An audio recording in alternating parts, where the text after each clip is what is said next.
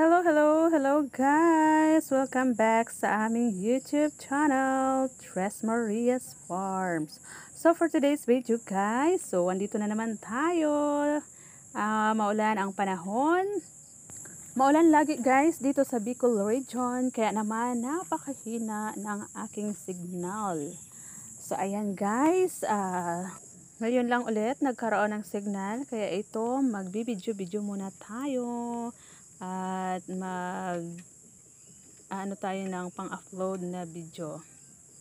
So ayan po guys, maraming salamat po sa lahat ng aming subscribers, viewers dyan na lagi nagsusuporta sa aming channel, at sa lahat po ng mga OFW.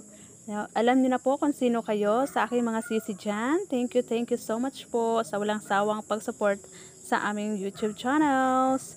So ngayon guys, samahan nyo ako at tayo ay maglilibot sa aming mga tanim na kamuting kahoy. So tara, samahan nyo ako guys. So dito na tayo. Ito na po yung tanim namin na kamuting kahoy. Ayan guys, buhay na sila. Pati mga damo nakikisama na rin. Buhay na rin pati damo. So ayan guys, nakikisama yung mga damo. Kasi habang lumalaki yung kamuting kahoy, ayan, nalaki din sila. So ayan, pag medyo mga mataas-taas na naman yan, na mga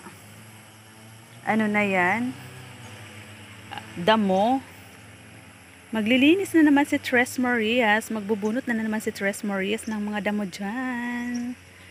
So hindi talaga si Tres nahuwala ng trabaho dito sa bukid.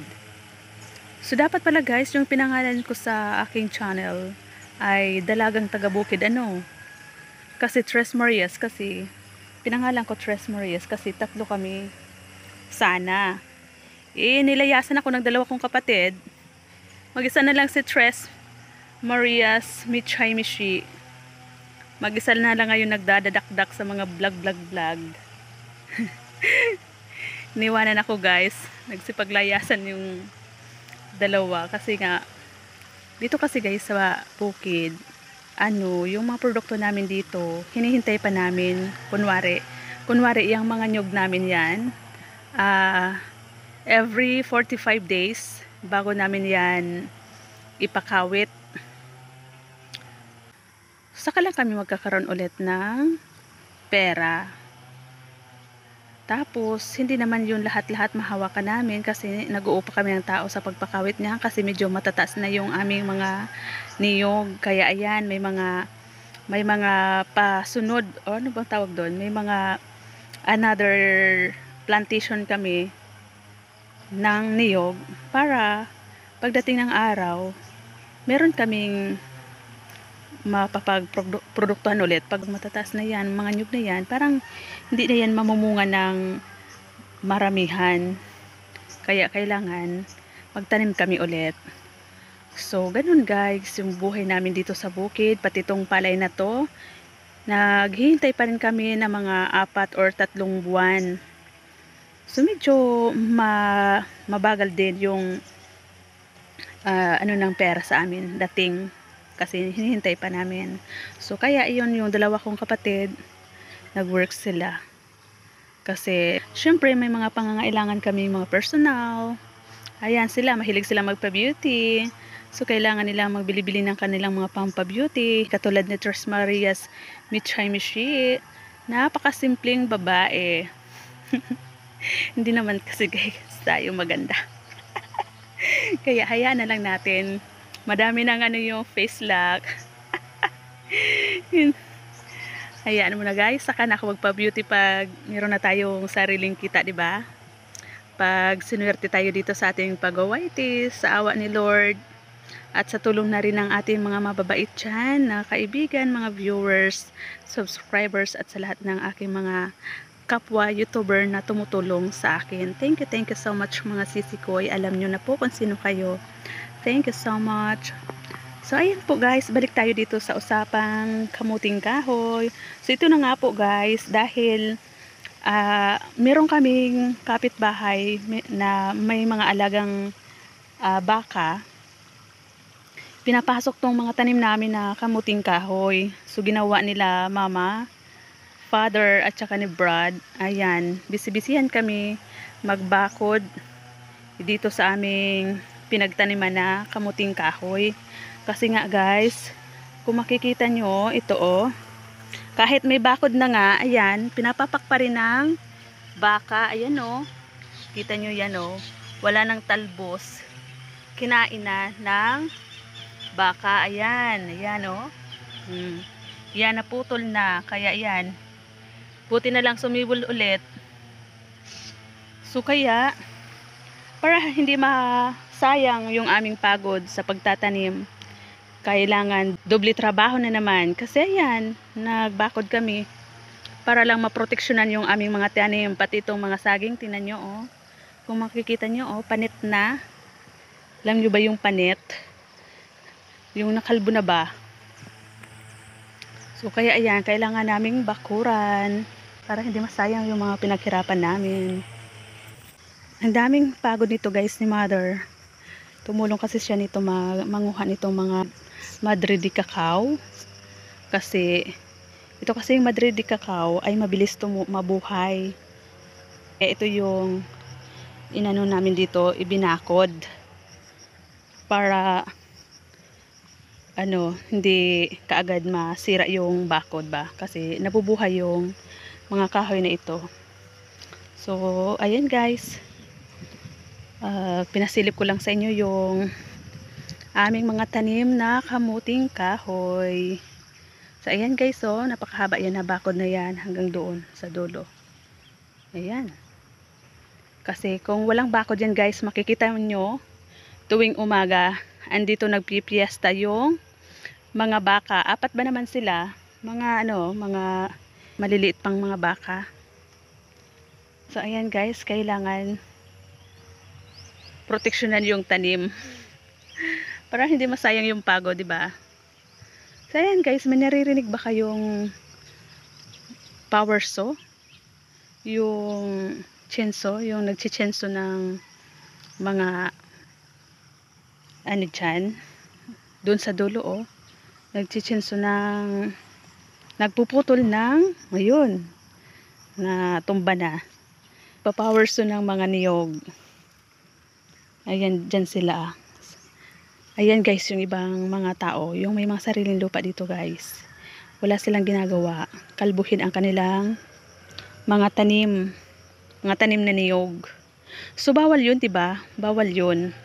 Pag sila na ng taga dyan, DNR ba tawag doon, ay pwede silang makulong kasi pinagbabawal yung pagpuputol ng mga niyog. So ayan, naririnig ko dalawang power saw o chainsaw. So ayan, ewan ko lang, malapit naman yan sa may barangay ba't hindi nila yan masita-sita? Ewan ko kung may permission yun, pero pinagbabawal yun Kailangan nga dapat magtanim tayo ng mga niyog. So ganun talaga guys yung ibang tao, hindi nag-iisip ng future nila. Kaya naman yung ibang may mga ari ng lupa, wala silang maipamana sa kanilang mga anak o mga apo. Kaya naman yung iba, hindi naman lahat yung iba lang naman, makikita nyo, nagbabantay na lang sa tanim ng iba. Nagbabantay sa tanim ng iba, katulad dito sa amin, minsan, di pa nga kami papakawit ng niyog, meron na dyan na mga nagliliwaliw sa ilalim ng aming maniyog, namumulot sila. Kasi nga, wala silang mga sariling meron naman mga sariling niyog, kaso nga, ganyan ang ginagawa nila. Pinapakalbo nila ng pinapakalbo, walang pa second, tawag doon? Yung walang pasigunda, yung walang tinatanim, katulad nito sa amin habang meron kaming matataas dyan, meron pa kaming naghahabol na mga tanim dyan. Tapos ayan sa baba, meron pa kami dyan guys yung mga mabababa pa dyan yun, katulad dun yan. Ayan, saan kamay ko, ayan maliliit pa yan guys, yan yan. Marami pa kami dyan mga pasigunda ba, pasunod, mga kasunod ng mga tanim. Para pagdating ng araw, mga kaapu-apuhan ni Father, ay merong aakyatin na mga nyog. So ganun guys, dapat ang buhay. Hindi tayo dapat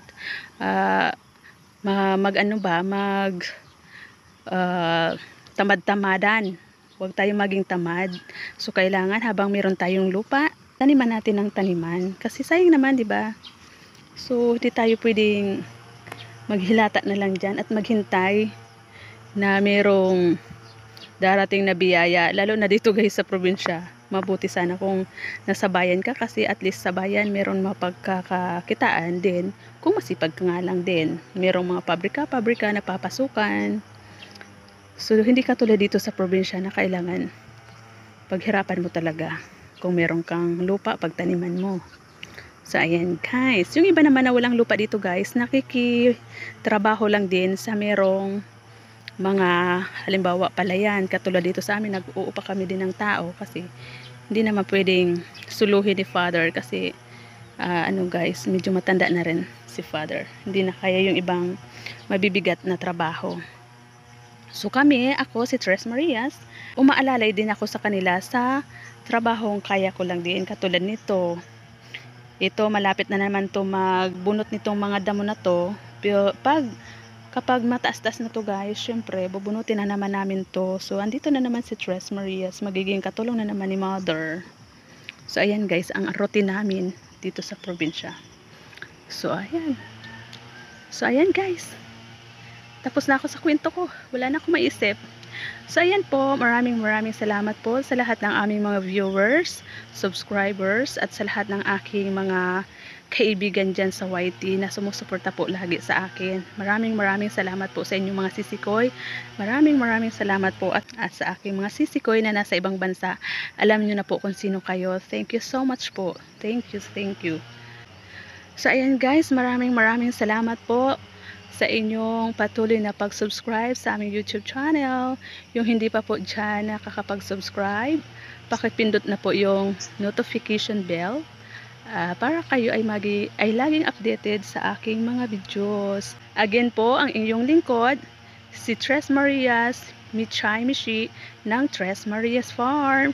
Thank you so much!